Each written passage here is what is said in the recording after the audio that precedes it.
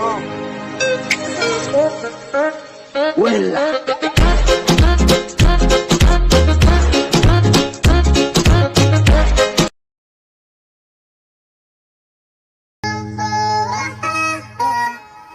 dá pra negar, te amo demais.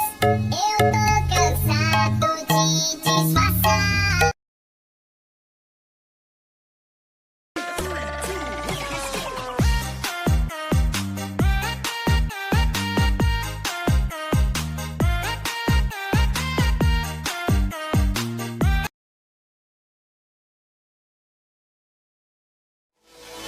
Everybody's going to the party, have a real good